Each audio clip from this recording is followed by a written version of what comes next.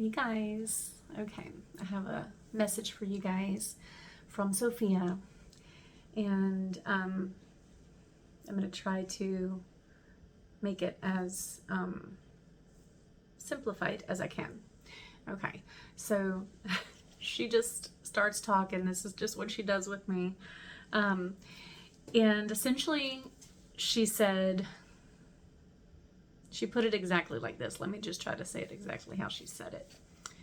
She said, Miranda, it's a difficult time for the wealthy, isn't it? She said, to ask all of you who find this video to raise your hand if you're glad you're not rich and famous at this time.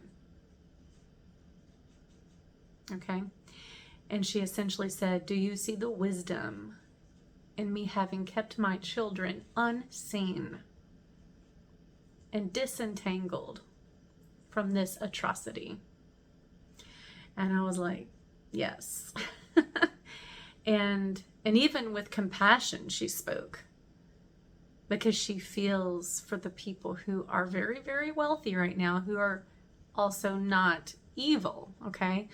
But it won't matter because they're all kind of coming down with the ship. Okay, so there's these people who are, and I'm talking like extreme wealth. I'm not talking about just, I'm talking about very wealthy people. Okay, they are not all bad, but the problem is right now they're all entangled.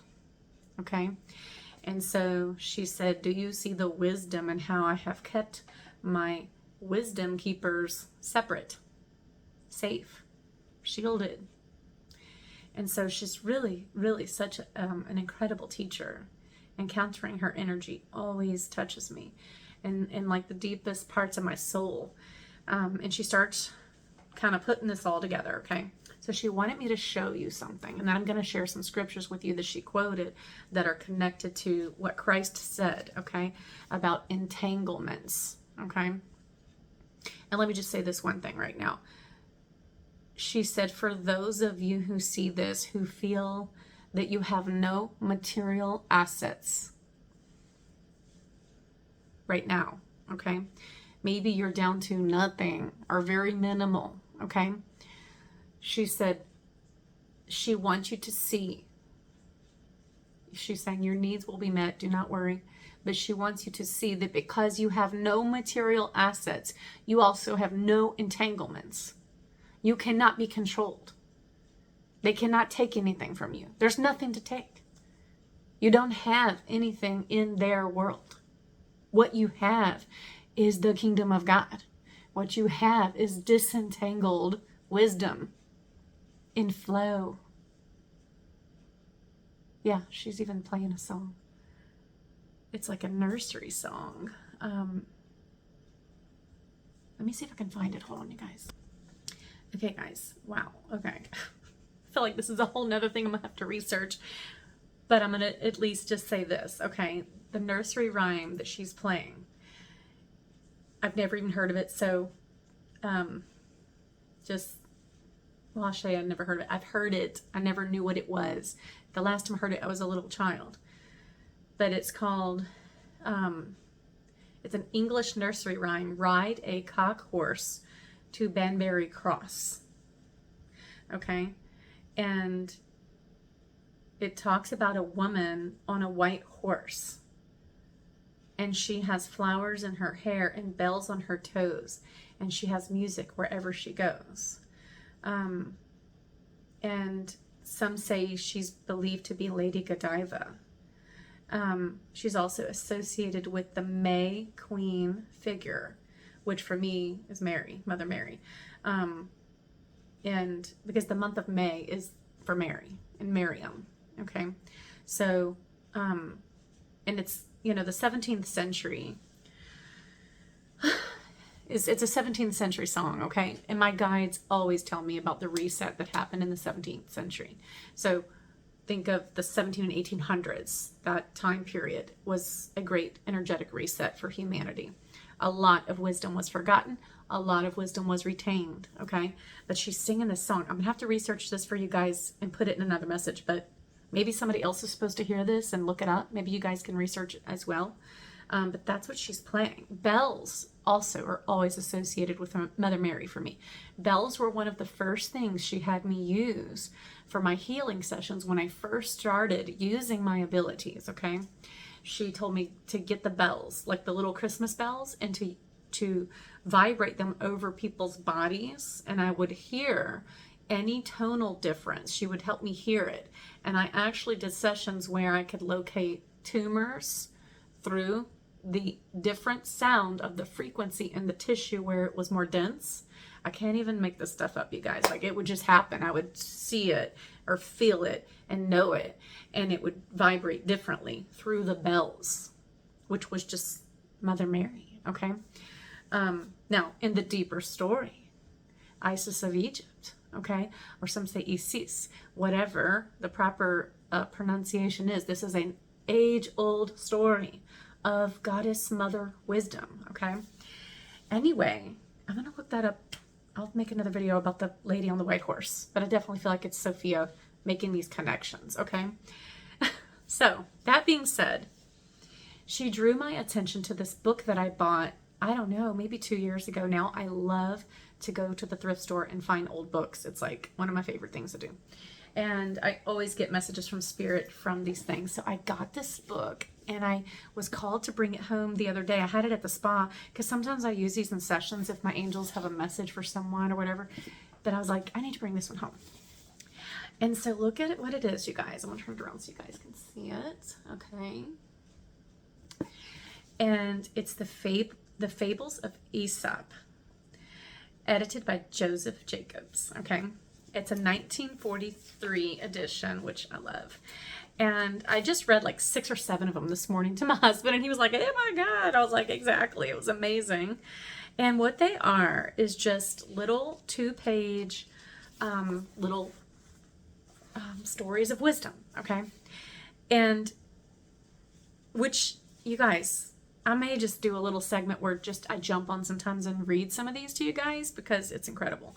But when I researched it and brought it up in my, like to find the history of it, because I had always known about Aesop. I'm calling it Aesop. I don't know if there's another way to say it. I always knew about these stories. My husband didn't know. And I was like, isn't this a Greek thing? I look it up, and it said it's an accumulation of old wise stories, like proverbs, okay, from ancient Greece, but also ancient Samaria, ancient Egypt, okay, and several other ancient cultures. It's an accumulation of wisdom, okay? Now, what's so amazing about this book, a lot of things, was number 1, okay, it was written by a supposed enslaved man in the, I should have written this all down for you guys, like 3,000 years ago, okay, or 2,500, 3,000 years ago, something like that. And he did not take credit for the proverbs. They were oral traditions. They were passed down orally. But what he did was compile them in a book, okay? And I want to point something out to you that Sophia showed me, okay? So I want you to look at how you spell Aesop, A-E-S-O-P, Aeon, Sophia. Look at this. Right here, in front of us, in our face, all along, here she is, Goddess Wisdom, always here. Which as mothers, we know this, right? And grandmothers know this. We see that the wisdom is there. It's just often not seen. It's overlooked, okay? But what's amazing about this book, okay, and I feel like this is an important message for me as a writer, because I am a writer, but also for any of you who are working on your writings, or you're working on your messages, or you're working on your sacred spiritual projects that God has you bringing forth at this time, okay? I think it's absolutely incredible that the person who put this together by societal norms was considered nobody. But that no one was tucked away and hidden and protected by Mother Sophia, and had everything they needed, apparently, to assemble the wisdom and keep it through the ages. And this is the story of her, okay, you guys? This is the story of these regular people who hid in caves and hid underground and came up with nothing, but they treasured the knowledge more than they treasured the money, okay? These are the people and the spirits who guided them, who are the reason why we still have something here, okay? And why we can remember her. Because so many, over thousands and thousands of years, have sacrificed so much to share the sacred knowledge in ways that people don't see, like children's stories, okay?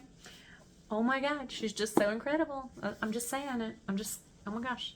Okay, so she just opens my eyes about this, okay, and my husband's eyes this morning. But anyway, but she gets back on topic, and she's like, the wealthy, the extreme wealthy right now are going to have a very difficult time, okay? Because to get to where they got, there's always going to be compromise. We know that. We're seeing that, right? We're seeing what they gave up to get where they are, okay? Now, there are these individuals who are kind of entangled in this, who weren't actively or directly involved in evil things, but because they're tied to it, unless they fully walk away from it, it's entangled, okay? And it's a measure of control that these other entities have over the entanglement, okay?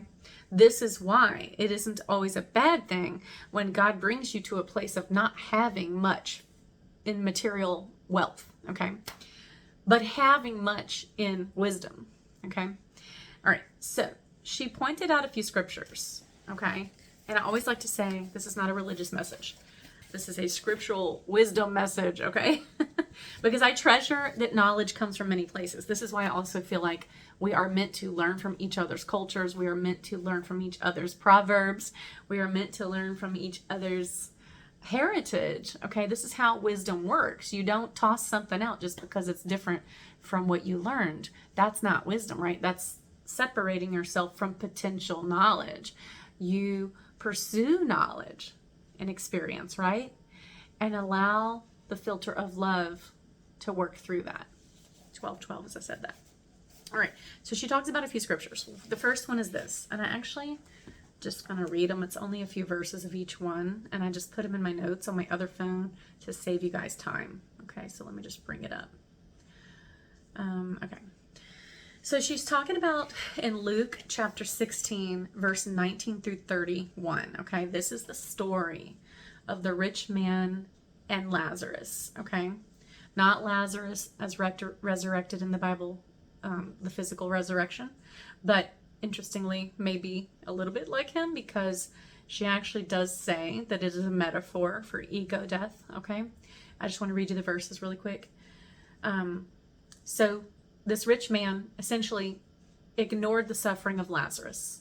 Okay, and you could look at it like the extreme wealthy here in this realm who have ignored the suffering of their brothers and sisters. Okay, and have lived in extreme wealth, while there are people here who don't have homes, didn't have food, didn't have shelter, who've been violated in every kind of way. So there are these extremes, okay, going on here. And that's being rectified now. See, divine justice is coming in. That tuning of the bells, right? That calibrating of the energy is revealing where there's a tumor in society, right? Okay, that's that Mother Mary wisdom coming in. So, all right, the man wants relief.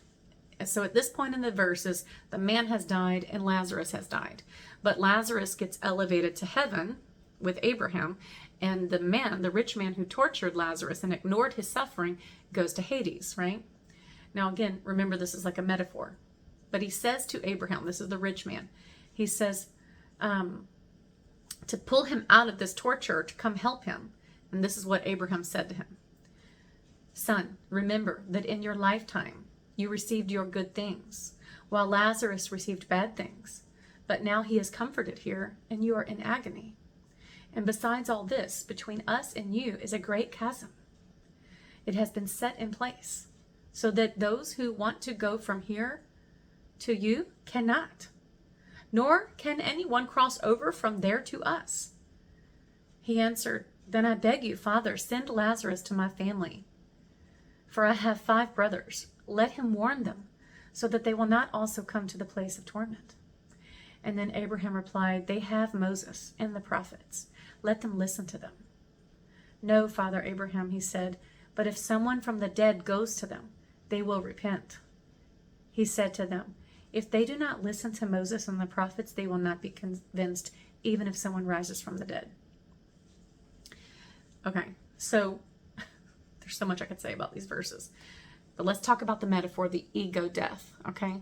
This man had everything materially that a poor man didn't have.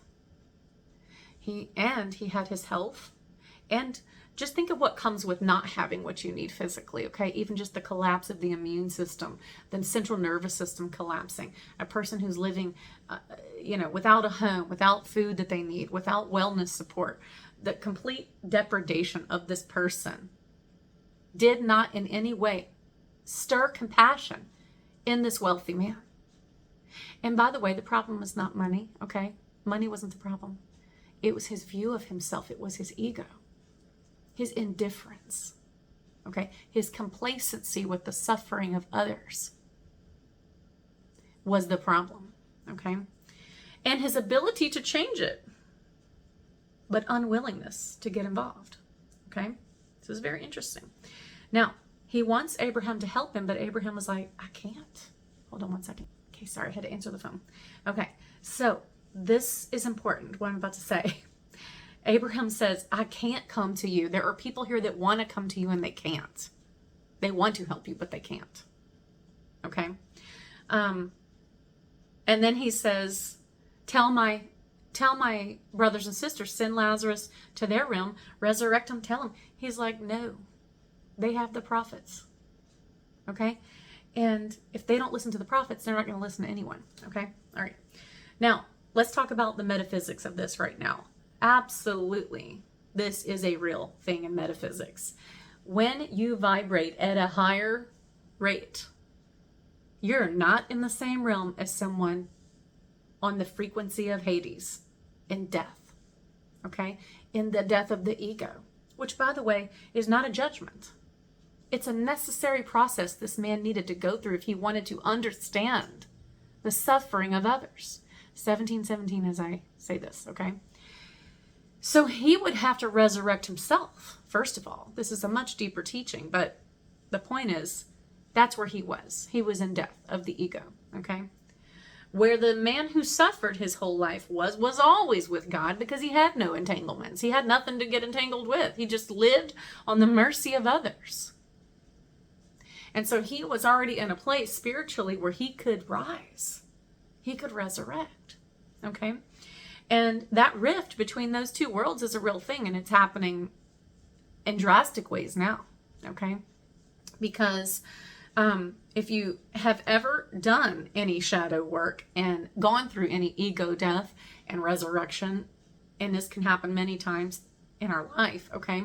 You'll notice that there are people that will just vibrate on out of your frequency because they're just not there, okay? They're still clinging to the material world, or they still look at things a certain way, and that perspective is keeping them in a frequency that you can no longer enter. That's also why there are certain beings that don't come into this realm, okay? Not because they don't love us, but because their vibe is so high, they can't handle these lower frequencies, okay? It's so uncomfortable for them. Think of like Arcturians. So uncomfortable, all right? And even for me, like certain frequencies are difficult to work with. That I have friends, though, that can work in those frequencies. They're in those heavier energies, okay? And I'm seeing, like, think of how Egypt would describe, like, Anubis, the god of the underworld, or someone who worked in that underworld energy versus someone who didn't work in that realm, okay? So in a very literal sense, what the man was asking for, Abraham was not saying in judgment. He was just like, I can't come to you. Nobody can come to you. Like, we're over here. You're going to have to pull yourself out of this pit, brother. Okay? Or you're not going to get there. And it's not because we're judging you. It's because we're in a whole different realm than you are. But you put yourself in this realm. Okay? Now, in this parable, he asked Lazarus for a touch of water. Okay? Water is a symbol of everything. Creation, life, the womb, wisdom. He asked him for the feminine wisdom, the relief. But they couldn't cross over. They were in two different places. Okay? So I think this is very interesting metaphor to look at during this time as wisdom emerges from the shadows. She's always been here, right? She's always here. But now she's seen, okay? Now she's like, oh, that's right. Yeah, I'm here. Me who kept life alive all the eons. Me who has supported all of my children, whether they respected her or not. Whether they saw her or not. When he said, please resurrect him. They'll send him to my brothers. No, brother. She's not going to send her child who's awakened to your unawakened brother if he won't listen to the prophets. Okay? So let's think about this for a second. Right now, in this very moment, we have people on social media sharing wisdom and truth and making videos, making content. There's people writing books right now. There's people spreading wisdom in every kind of way. All right. This is an opportunity. This is food. This is spiritual food. Okay. This is an opportunity for people to choose to consume and embody the wisdom, to let it help them remember their wisdom. This is not a judgment. This is an act of great love, okay? This is a let me help you understand what's going on here, okay? And there are people that are in their love and wisdom going to receive that. They're going to be like, there's truth here, I feel it. And they're going to drop what they have and follow. And then there's going to be people like the young boy. And this is the next scripture. And I talked about the scripture before, but Jesus said, bring it up again, Miranda. The rich boy, okay, that says to Jesus, I follow the laws. I do all the things. This is the kid that goes to church, okay? He's by social standard a beautiful child. He looks good. He's obedient. He shows up in church, right? But what does he know of the suffering of others? What does he know of the condition of humanity? What does he know from his position of privilege, what everyone else has gone through? Nothing. And not only that, he's entangled. He's socially entangled. Let me explain, okay? Because Jesus says, he says to the boy, sell everything you have and follow me, okay? If you want to follow me, this is what you're going to have to do. Now, again, Jesus himself had money, okay? He was supported. Actually, I wanted to talk about this. Do I have it right here? Because I wanted to name, because I felt like this was very, very relevant. Oh, I'll have to look it up for you guys. Oh, well, here we go. Yeah. So I'm reading a new book. Well, it's not really new, but it's new. A new little endeavor to read more about Mary Magdalene. This is called The Gospel of Mary Magdalene, Rediscovering a Lost Voice from the Gnostic Roots of Early Christianity. It's really good, actually. So it's a really great read if you want to read it. But it talks about how Jesus's ministry was supported by 3 women. Mary Magdalene was one of them, okay? And the reason we know this, okay, that she was a woman of means is because of the way they mentioned her in the Bible. Let's see if I can find it for you guys. Hold on one second. Okay, I'm just going to touch on this a little bit for the sake of time. But page 5 in this book, I'm just going to read this one paragraph. It says, Mary did not follow Jesus alone. The Gospels name Joanna, wife of Chuza, and Susanna alongside her, women who shared resources and resolve. These companions formed a network critical to understanding Mary's role. Joanna, linked to Herod's court, suggest elite connections, while Susanna's obscurity mirrors Mary's own lack of familiar descriptors, like they didn't link her to any family, okay? Just like with Mary. Together, they point to a diverse group, high-born and common, both bound by faith rather than by status, okay? Now, this whole chapter, it's just too much to talk about in here. It talks about certain cultural traditions back then and how the way she's named in the Bible is why we know that she was a woman of means, because she's not she's essentially named as a standalone herself, okay? And she's interconnected with the merchants of Galilee, okay? So I think this is very interesting because basically these women with these resources used their resource to support Christ's ministry, okay? So touching on that just a little bit, it's a perfect example of having something materially is not bad. Having wealth is not bad, okay? It's about how you view it and how you use it, okay? Is essentially what Jesus was teaching. And something about this young boy was very, very entangled.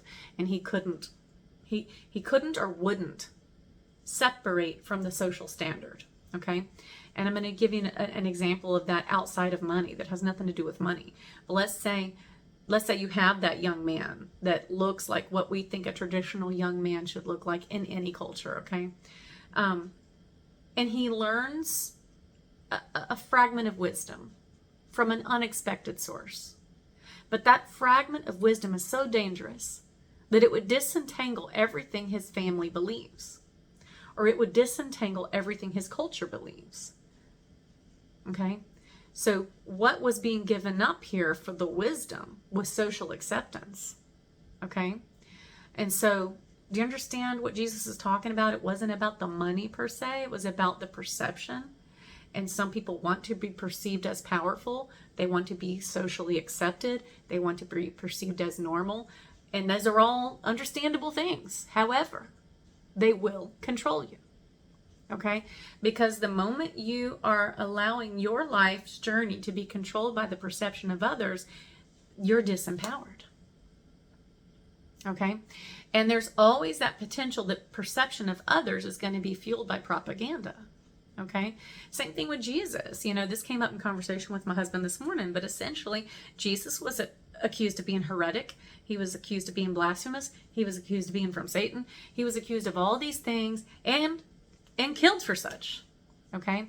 So, you know, the crowd or the social group isn't always the most discerning, are they? They're just following the propaganda. Okay? Which leads me to what she was saying this morning about how important it is to embody your discernment, okay? To go inward, to sometimes isolate yourself from society so that you can find the inner wisdom and have the courage to be unique and different. Have the courage to speak your truth, to disentangle from that. If that young man had been willing to forego his position in society, what could he have learned from the Christ?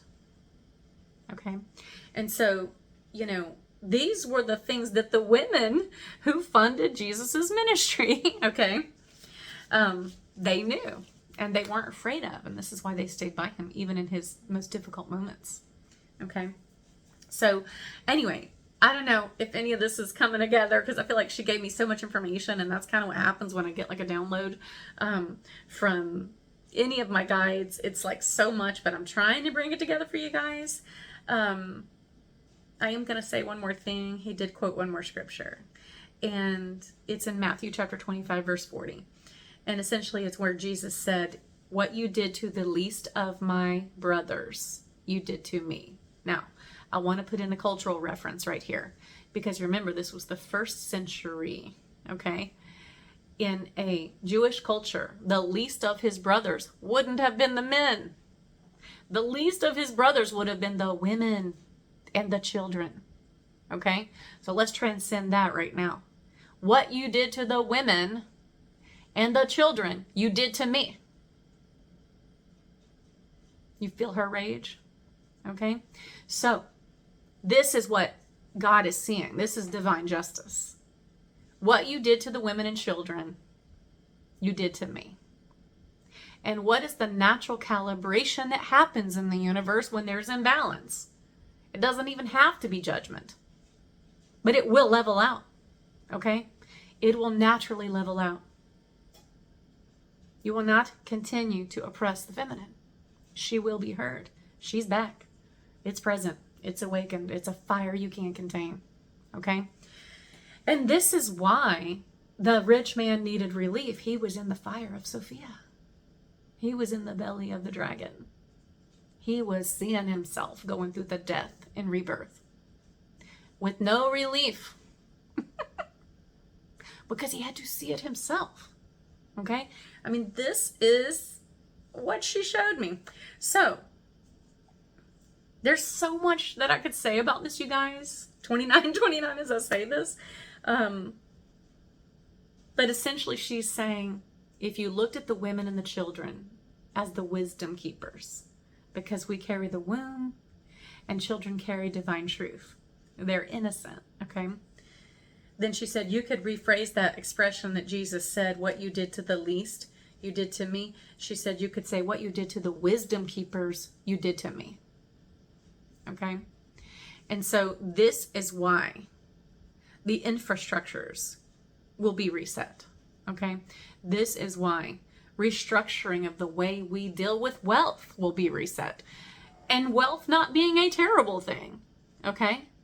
But being a potential downfall if you don't have your priorities straight. If you can't engage in compassion and use your resources in some way, at least some of them, okay, to assist humanity, whether it's whatever you can do, okay? Like if we're, because honestly, you know, let's just think like the average person that sees this message is not going to be very wealthy. We're average people, okay? That was the common people. This is who Jesus was talking about, okay? We're using whatever resources we have to help humanity, right? In some instances, some of the greatest acts of kindness that I've witnessed in my life have come from the most underprivileged people because they have compassion. Or even just a simple example of this is, you know, if you've ever worked in the service industry, my husband was in the service industry for years, but it's commonly known that common people, regular, everyday people, tip better than wealthy people. It's ask anybody. If you've never worked in a service industry, ask a friend who's worked in a restaurant or like an industry like mine where it's common to tip. Your everyday regular person always gives more. You know why? Because they know what it's like to go without. It's so imbalanced. You've got just people struggling and still sacrificing more than the people who have materially everything. But what they don't realize is soon they will thirst for something they cannot quench. And this is not about some religious teaching about hell.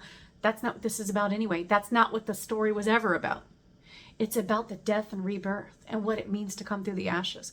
We have already done it over and over and over. We know, okay? And they're going to want that assistance. And this is the time to get it right now, because there will be a time when the rift will be too great, okay? And our frequency won't match their frequency, and it's going to be impossible, even if we wanted to help, because essentially, split of the worlds, okay? And I'm going to show this painting. God's telling me to show it again. I painted it last year in the spring when we had the planetary alignment, but it is a depiction of the great chasm or schism that's energetically coming, okay? It's happening now. And it's, according to Thoth, one of my guides, okay? Thoth the Atlantean has been one of my guides for years and years.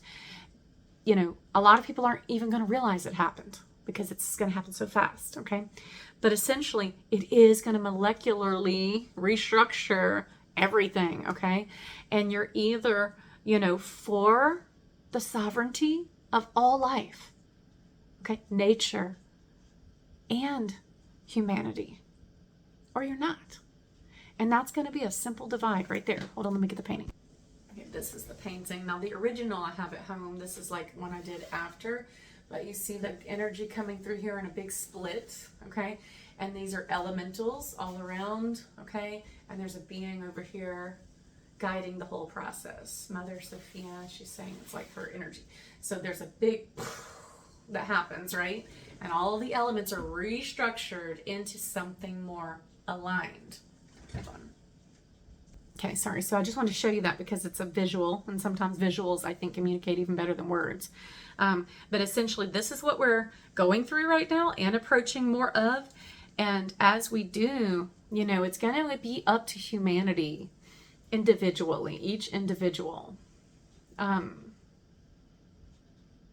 where they want to go with this, okay? Are they ready for a more enlightened, ascended way of living, for an equalizing of humanity, for sharing responsibility for what we have done here, what we have forgotten here even, and rebuilding it in a way that is in alignment with truth and wisdom?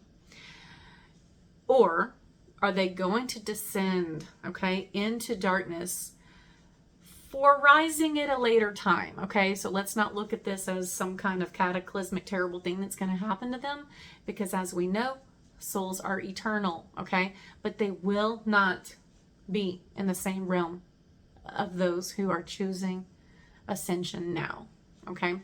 So it's just a natural rift that happens when when there's such a stark difference in the frequency.